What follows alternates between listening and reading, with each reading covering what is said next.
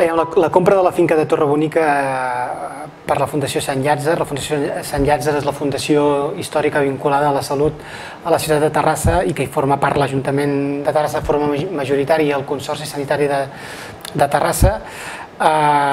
Comprem Torrebonica amb la voluntat de fer un pas endavant amb el que ha de ser el projecte universitari del Consorci Sanitari de Terrassa i també per donar-li una empenta no definitiva, però afegida al que ha de ser el clúster de salut de la ciutat de Terrassa.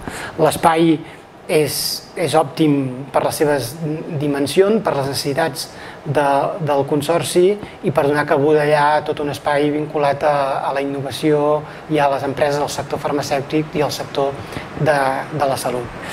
La compra de la finca també té una vessant patrimonial molt interessant. La finca de Torrebonica forma part del corredor verd que uneix el Parc Natural de Sant Llorenç amb el Parc de Collserola i pensem que el fet que l'Ajuntament de Terrassa en sigui la propietària o la copropietària doncs garanteix o ha de garantir encara més la seva preservació.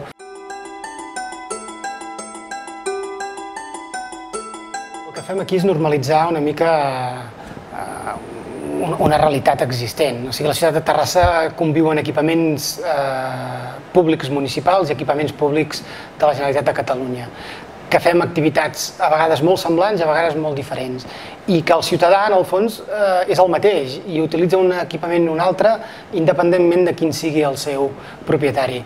Formar part d'aquesta xarxa, a més en som pioners i en som copartíceps, el que farà és poder compartir experiències, compartir programació, compartir problemàtiques i que el ciutadà acabi tenint un millor servei, més uniforme i millor.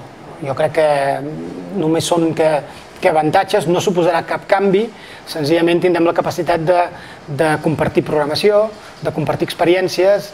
Hi haurà una taula conjunta de cogestió d'aquests equipaments on l'Ajuntament hi tindrà presència, la Generalitat i també probablement els usuaris, cosa que fins ara no era possible i treballàvem uns d'esquenes als altres. El que fem és normalitzar bàsicament una realitat existent.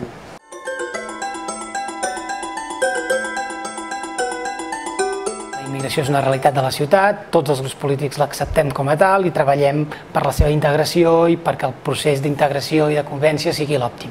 D'aquest pacte neix un pla estratègic, que són les actuacions que s'han de dur a terme i que també vam aconseguir que s'aprovés per unanimitat de tots els grups polítics, cosa poc assenyalada i que és molt important. O sigui, la immigració està sent cavall de batalla en molts ajuntaments i aquí, tot i tenir algun debat que potser no ens agrada, com a mínim tenim un pla estratègic que tots els grups hi som presents. El pla estratègic marca 5 eixos de treball que té a veure amb l'acollida, que té a veure amb el foment de la convivència, que té a veure amb la gestió de fluxes i que té a veure amb la voluntat d'actualització del pla. Un pla estratègic dura més d'1 any i això vol dir que ha de tenir la capacitat, per ser un bon pla estratègic, ha de tenir la capacitat de generar actualització, s'ha d'actualitzar a partir de la realitat.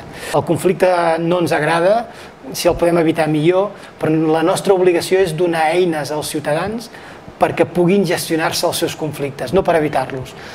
Perquè el conflicte és inherent a la condició humana i el tenim magrebins amb catalans, catalans amb catalans i la convivència genera conflicte i això no ho pots evitar. Si no hi ha conflicte és que no hi ha convivència i tampoc és bo.